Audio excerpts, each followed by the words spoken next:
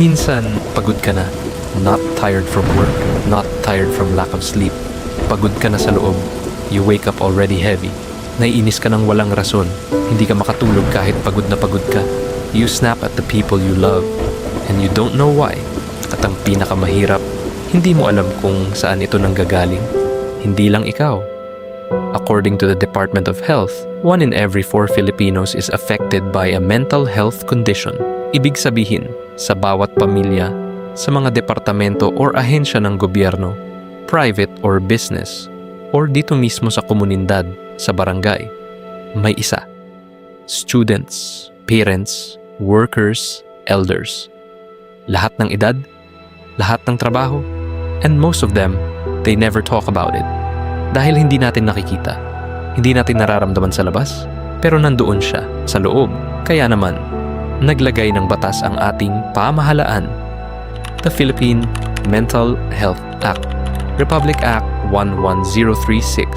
Sinasabi nito na ang mental health ay karapatan ng bawat Pilipino, not just in hospitals, not just in the city, kundi dito sa ating komunidad, sa ating barangay.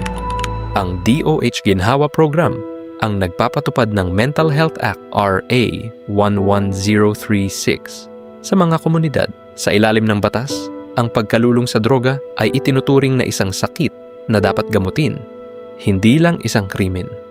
Dahil dito, may karapatan ang bawat Pilipino sa libre at maayos na pagpapagamot. Ang ginhawa ang programang nagdadala ng mga training at gabay sa pagbabago ng direkta sa inyong barangay.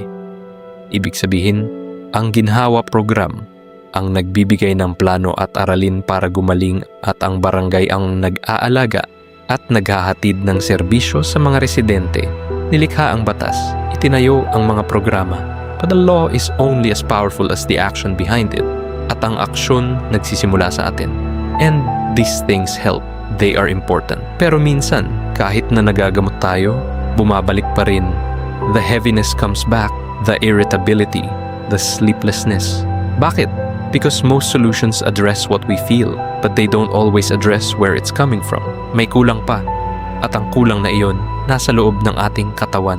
Alam mo ba na ang bituka, ang ating second brain, dito galing ang serotonin o ang hormones na nagpapasaya sa atin. Kapag healthy ang bituka, mas matalas ang isip at iwas anxiety. Pero marami sa mga Pilipino ay nagkakaproblema ang bituka at alam mo kung bakit. Tingnan natin ang ating araw-araw. Processed food, instant noodles, junk food, canned goods, matamis na inumin, soda, juice, matatamis na merienda, lack of sleep, gabi-gabi, kulang pa rin, at stress, trabaho, pamilya, pera, bawat isa sa mga ito, direktang nakakaapekto sa ating tiyan. Hindi tayo nagkakasakit ng biglaan. Dahan-dahan itong nangyayari. At kapag nasira ang tiyan, sinisimulang maapektuhan ng katawan ang ating isipan. Ang tiyan ang unang tinamaan, kaya ang tiyan ang dapat nating unahin. Natuklasan ng mga siyentipiko ang isang bagay na mahalaga.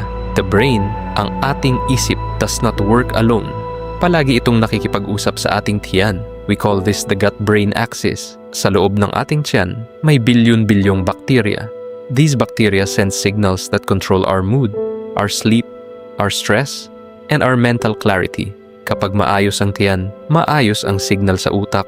Kapag may problema ang tiyan, nagagambala ang signal. At kapag matagal na itong nagagambala, nagdudulot ito ng pamamaga, inflammation na nakakaapekto sa ating isipan. Iyan ang ugat at iyan ang kailangan nating ayusin. Bago natin pag-usapan ang gut guard, kailangan nating pag-usapan ang likod nito.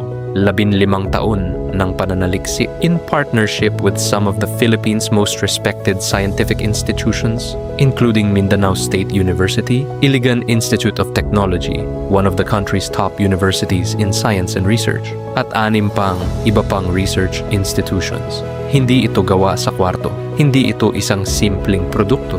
Ito ay ang resulta ng dekada ng siyensya. Ito ang Gut Guard Protocol, not just a probiotic, a complete gut ecosystem support system. 3 bahagi na nagtatrabaho ng magkakasama. Prebiotics, para pakainin ang mabuting bakterya. Probiotics, para ibalik ang balanse. At postbiotics, kasama ang urolithin A at L-tryptophan, para suportahan ang mga signal ng katawan. 19 na branches nationwide, Over 1 million capsules sold in less than 12 months. Hindi ito baguhan. Ito ay isang kilusang nagsisimula na. Hindi ito lunas.